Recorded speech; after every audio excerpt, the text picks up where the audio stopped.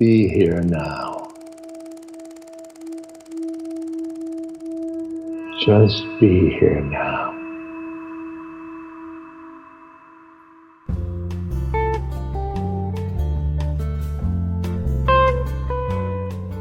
Welcome to Dale Borglum's Healing at the Edge. We are very happy to share with you Dale's profound insight and open heart.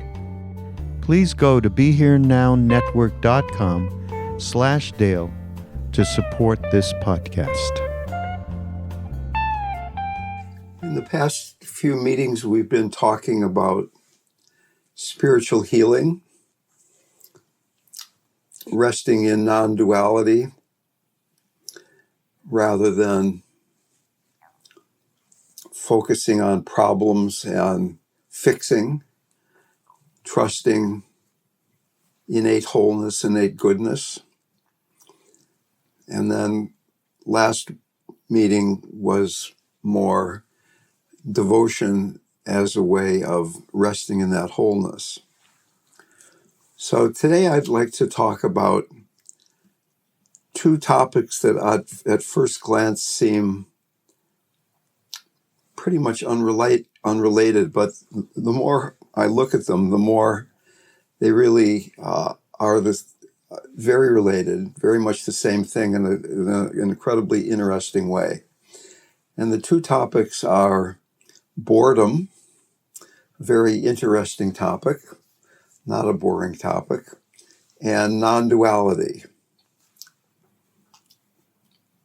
Very often we pay attention to what's going on. We jump into our practice when emotions, when feelings, when sensations are relatively strong. Something is going on that doesn't feel good. Before the meeting, John was saying he wanted to talk about some difficult emotions he's been having lately. He didn't say he wanted to talk about some boring feelings he's having lately. Nobody ever wants to talk about them, much less even look at them. Sometimes we have very wonderful feelings, sensations, perceptions, and then we like to talk about them too. Attachment, in Tibetan is called Shenpa, but attachment is the creator of negativity. We're not going to feel negative unless we have attachment. And it's very difficult for most people to be aware of rage or deep fear when emotions get really, really strong. It's much more accessible to be with feelings, be with emotions, two different things, when they're in a much more beginning spark-like stage. And what often happens then is that we begin to have an emotion and we throw thoughts on the emotion, and then it becomes a much bigger spark. It turns into a fire, kind of like the fires that are going on in California now. It started with a spark somewhere. And when we put thoughts on the fire, it gets bigger and bigger. I'm going to equate this with working with boredom. Boredom is a very familiar state of mind, but one that we have a hard time paying attention to. One of my Vipassana teachers long ago said, we tend to mistake mental excitement for happiness. And what often happens when there's not excitement going on is we get bored. In our current culture, people have stimulation at their fingertips. You can just go to your computer, go to your screen, whatever it is, and the knowledge of the universe is right there. Entertainment of every variety, knowledge of every variety, excitement of every variety is available. So that we're getting more and more used to being stimulated. And when there isn't stimulation, it becomes harder and harder to pay attention. We begin to think when there's not stimulation, there's something that's wrong. Interestingly, the word boredom is not something that was talked about in early Buddhist scriptures. And in fact, the word wasn't even in public use till Dickens started talking about it in the 1850s or so. So boredom is a modern concept, but it is a very fascinating concept because boredom is almost always covering over feelings of emptiness, vulnerability, anxiety that we don't like to feel. So that as soon as the boredom arises, there is a very strong tendency to get lost in thought. Can we, and I'm going to now talk about a several stage process. The first stage is, can you begin to become aware of boredom? Like right now, this is a pretty boring talk so far, right? I would say so. So what does it feel like right now? This isn't as exciting as talking about spiritual healing or great devotion or working with fear. What does it feel like in your body? Going beyond any stories about it, what does it feel like to just have this feeling of slight emptiness, of maybe it's uncovering a sense of loneliness, a sense of vulnerability, so that when there's no distraction, can we still relate to what it is that's going on? Does the boredom begin to uncover these often unconscious feelings of dissatisfaction and anxiety that are not particularly intense, but they're sort of floating around underneath the level of awareness? Looking into boredom. Once again, we tend to get lost in thought. You're walking from one place to another. You're lying down in your bed at night. You're getting into your car. And very often when we're doing those things, we're lost in thought. There's this inner monologue going on. When we're feeling bored, there's this reaction that something is wrong. We need to do something. Let's start thinking about it. Let's start having a story about it. We often think that boredom is a problem not with us, but with the world, that the world isn't interesting enough, the world isn't exciting enough.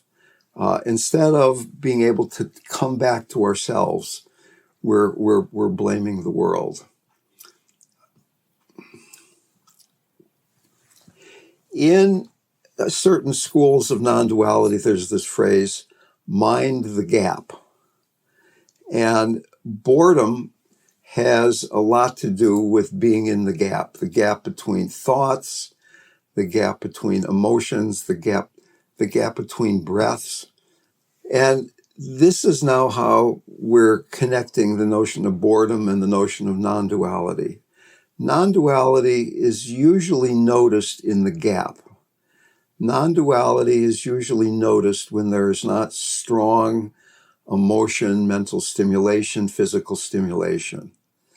And what we mean here by non-duality is that we're not identifying with the content. Content is still arising, but we're instead dropping our clinging to the known, trusting our basic nature, trusting our inherent goodness, and even beginning to be aware of awareness itself. In Vipassana practice, there is a great emphasis on awareness and objects of awareness. In Dzogchen, or as the Tibetans call it, or in non-dual practice, there's much less emphasis on the object and more on recognizing the empty nature of awareness and resting in that. When we look for awareness, when you try to be aware of awareness, there's nothing to find. Awareness is invisible, it's groundless, but there's a knowing quality. So in this gap that we often begin to categorize as boring, can we begin to be aware of the knowing quality of consciousness itself? So rather than the fabricated mindfulness of Vipassana, it's an unfabricated mindfulness that's being aware of the nature of the mind itself. Here's what I got excited about this week, that all these moments where you can just be bored, where I can just be bored, it's just one tiny step away from going into this state of non-dual awareness, minding the gap, being in that gap. So that in Buddhism, there's the sudden school of awareness and the gradual school of awareness. The gradual school is you do a lot of mindfulness practice. You do maybe a lot of compassion practice as well in some other schools. And eventually you wear away identification with separateness, and there you have it. In the sudden school of enlightenment, the sudden school, what happens is that we look directly at consciousness itself, and the mind just opens up. Now, for some fortunate people, this sudden awakening happens almost unexpectedly. For most of us, there's some combination of gradual and sudden awakening that we have to prepare the ground. We have to prepare ourselves for the sudden awakening, because the sudden awakening is ego death. It's resting in the nature of mind.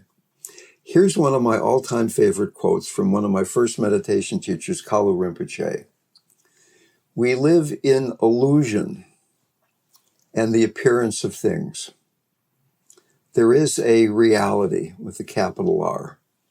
There is a reality. We are that reality. When we understand this, we will see that we are nothing. And being nothing, we are everything. That is all. There is a reality. We are the reality. When we see this, we'll see that we are nothing, and being nothing, we are everything. That is all. Sounds very simple. It is very simple, very challenging. Confusion arises when we take discursive thoughts to be real.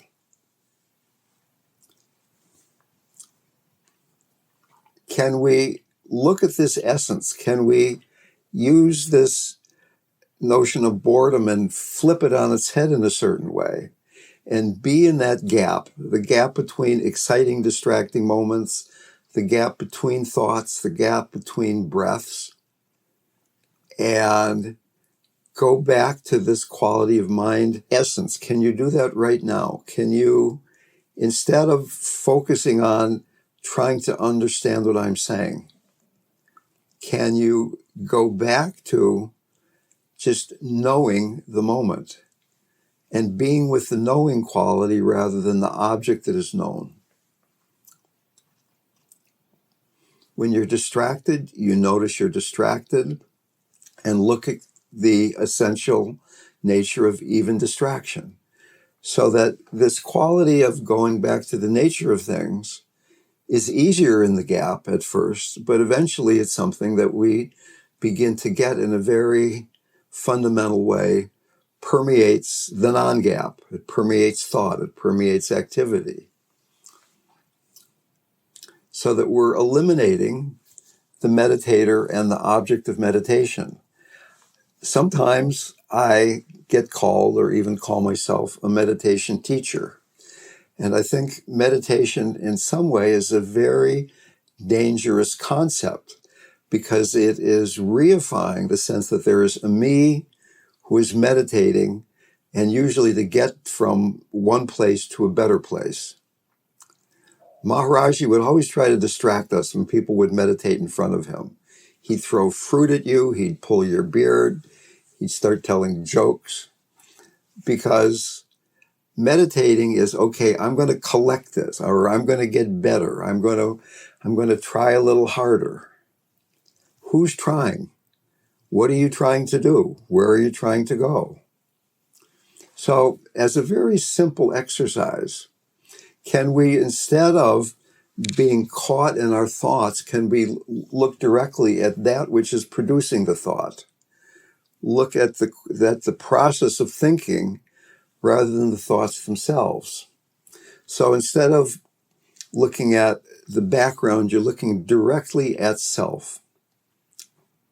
And when we can't stay with this essential quality, we tend to grasp, we tend to go after objects. As a simple exercise now, can we let the mind go out with the breath? Every time you breathe out, just let awareness go out into spaciousness. Not grasping at anything in particular, and as you breathe in, just be natural and easy. Just letting go of all grasping as you breathe out.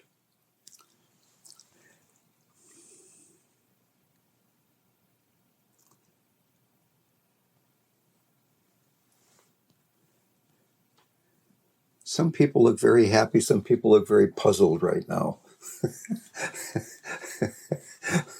So this I process is just like hearing or seeing or thinking. It's not something that needs to be destroyed. And it's not going to be destroyed, but it's something that we no longer identify with.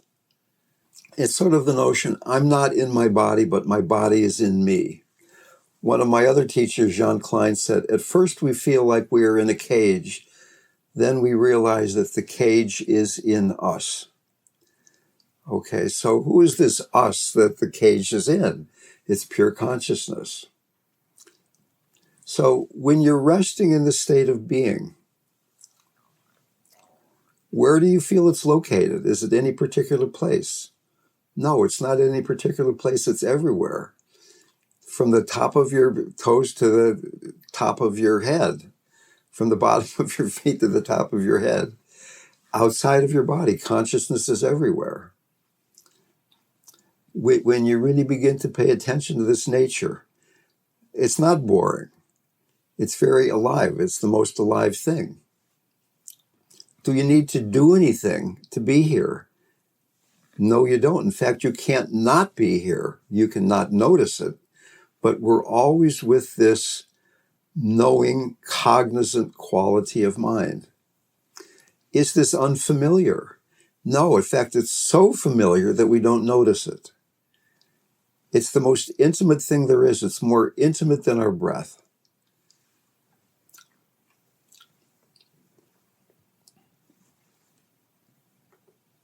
We could have this whole conversation also from a theistic standpoint. If you say your mantra enough and you just die into love, this thing we're talking about is nature of mind. It could also be called love with a capital L, unconditional love.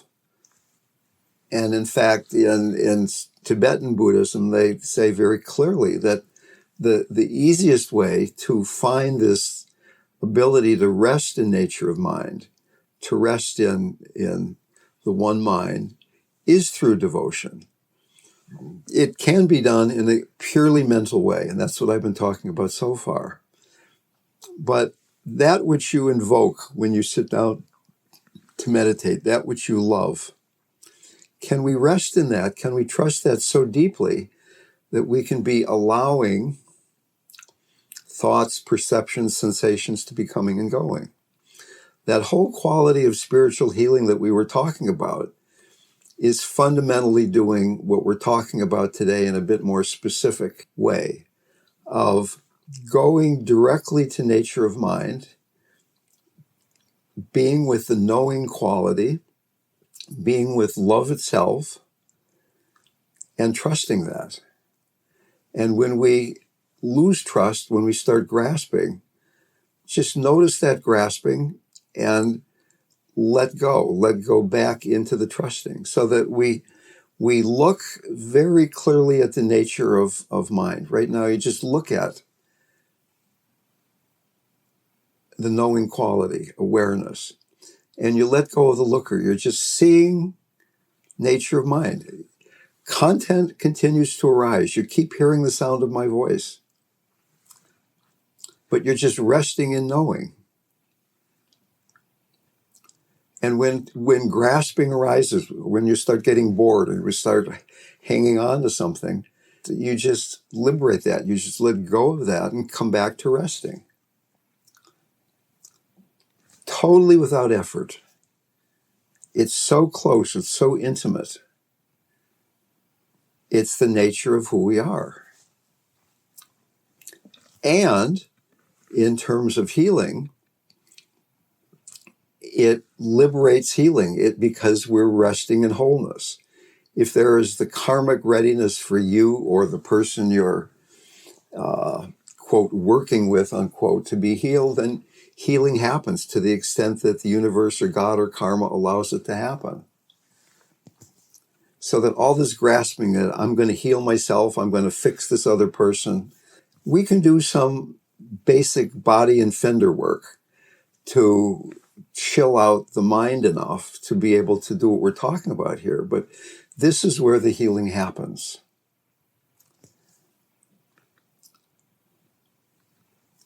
But until the mind and the heart mind finds enough equanimity to trust emptiness, this is going to be very difficult to do. And I would suggest that this practice of resting in empty awareness, unfabricated mindfulness, the knowing quality, is something that's practiced best in short spurts. So that many of you in this room, particularly the people I've known, have been doing these practices for years, if not decades. How long do we keep being mindful of our breath? How much do we have to prepare for beginning to trust nature of mind? How much equanimity do you really need? The mind is going to keep moving. That's the nature of the mind. It moves. It's the nature of the body. It moves. Sensations come and go. Perceptions come and go. Thoughts come and go. And occasionally, through serendipity or practice, things balance. The mind gets quiet. The body feels great. And we think this is the way it's supposed to be. But even when things are completely out of balance, that is equally nature of mind. When there are strong emotions, when my son's house might burn down if the wind changes, right? That's still nature of mind. And then we can apply this whole talk to being with dying, preparing to die, guiding someone who's dying. Dying in any mind state other than the one that we're exploring right now is going to be difficult and scary. If you are resting in this wholeness, dying is another moment of wholeness. If you're not, this is the worst possible outcome. We're practicing to die in a very non-morbid way. We're dying into our true nature, moment to moment to moment.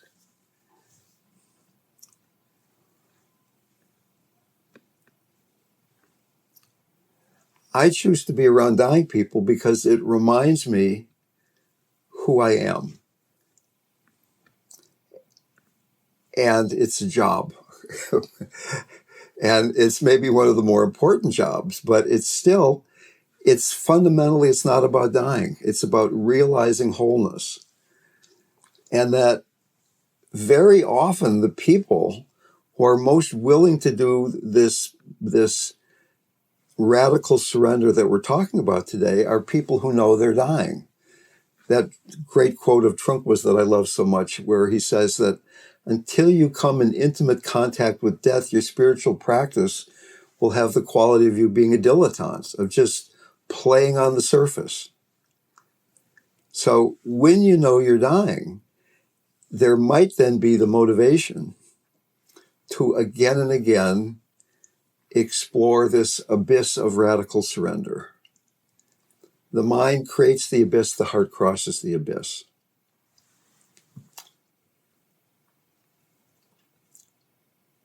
Conditioning will not stop, but eventually we become outside of it.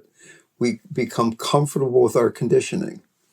We have a body that doesn't always feel good. We have a mind that sometimes gets active. We have emotions and thoughts that are coming and going. But we're not identified with the conditioning. Ram Dass famously said, if you're a son of a bitch and you get enlightened, you'll be an enlightened son of a bitch. The personality doesn't go away. We can spend a lot of time and a lot of money going to therapy and trying to fix the body and fix the mind, go to yoga class and do all those things. And it's useful to get to the point where we trust that we can make this radical surrender. Maharaji said the only thing that's important is how much you love God. We could translate that into these Buddhist terms. The only thing that's important is surrendering into nature of mind. Just different language for exactly the same thing. Okay, so who would like to make a remark from Essence of Mind? Not putting any pressure on anybody here.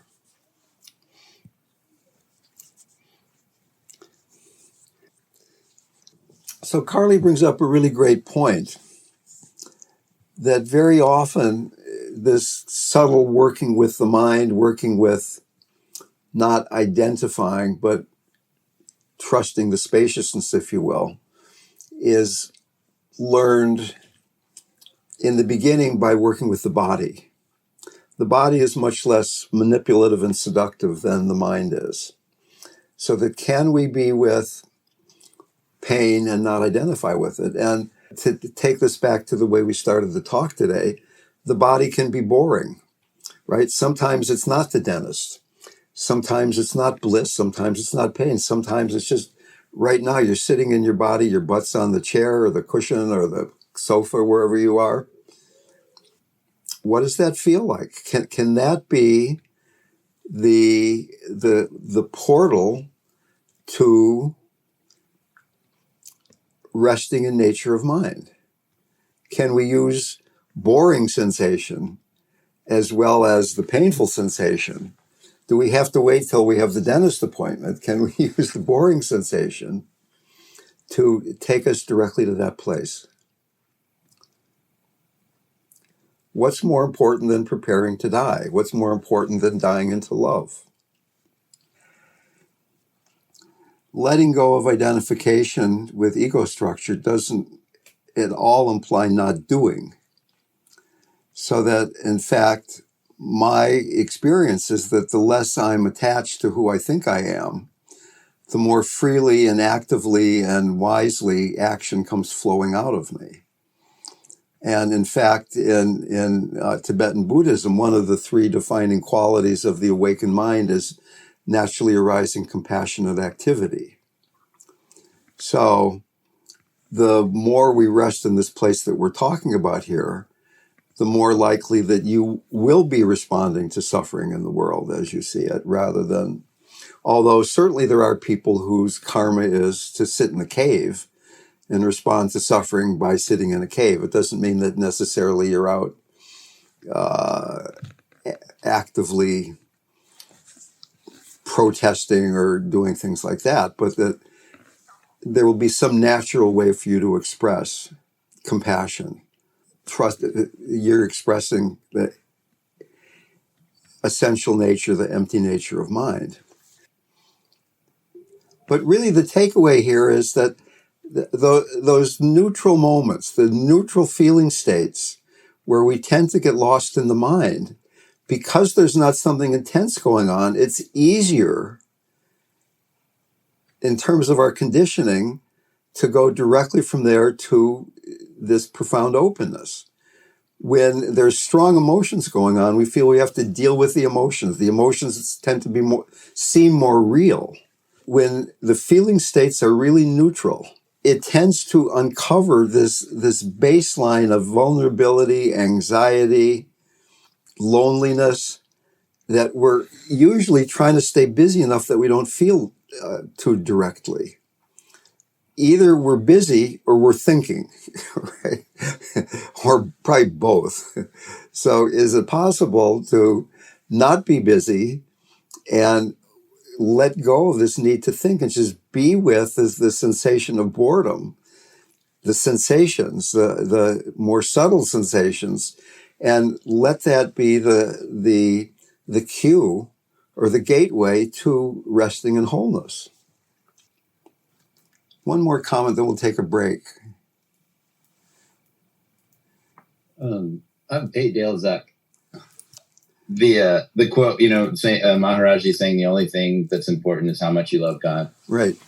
I was curious, did he ever say anything about like who or what God is? Like, how do you love something? My question around that is like, how do you love something that you're not really sure who or what that is? I grew up being told God is a certain thing, and come to learn that it wasn't just that thing. And so did he ever talk about how to know who or what God is instead of just like, I like the idea of loving God, but how do I know or how does one know? Well, the New Testament says God is love, and I think that's a pretty good place to start for a lot of people. We were sitting with him once, and somebody asked him how to meditate, and he said, meditate the way Christ did, which was kind of a shocking question because I didn't remember in the Bible where it said how Christ meditated. Apparently, Maharaji knew how Christ meditated. And so somebody said, well, how did Christ meditate? And he closed his eyes, and the atmosphere got very thick. And he said, and I think he started crying, and he said, Christ lost himself in love. He gave his body for the Dharma. He never died. He never died. He just became love. As people mature in spiritual development, their notion of God matures. And if somebody still has childhood fixations or unmet psychological needs, they tend to see God or a teacher or a teaching as something to depend on, something that's real and that I can think about and will help me and protect me the way a child needs a mother and a father. And as you grow older, you still have parents, but you don't need them. You don't depend on them in the same way. I believe in God, but it's not, and I have pictures, right, if you look around the room there, right from where we're sitting, there's Chakra Samvara and Shiva and Maharaji and Hanuman and Durga and Jesus and everything. And they're not outside. They're not something separate. They're just reminders of wholeness, if you will. Ask God to show herself in any way that it's appropriate for you. Or you can just do this more Buddhist thing where it's nature of mind. It doesn't have to be thought of as an anthropomorphized being at all. At the same time, my personal experience that these deities and these gurus are real. They're completely real and they're completely metaphorical at the same time. But Maharaji said very, very clearly, I'm not this body. People think I'm this body. That's a mistake. So in that moment where you or I let go of identification with the objects of consciousness and are resting in consciousness itself, that's God. But we generally can't stay there because we're so identified with our conditioning.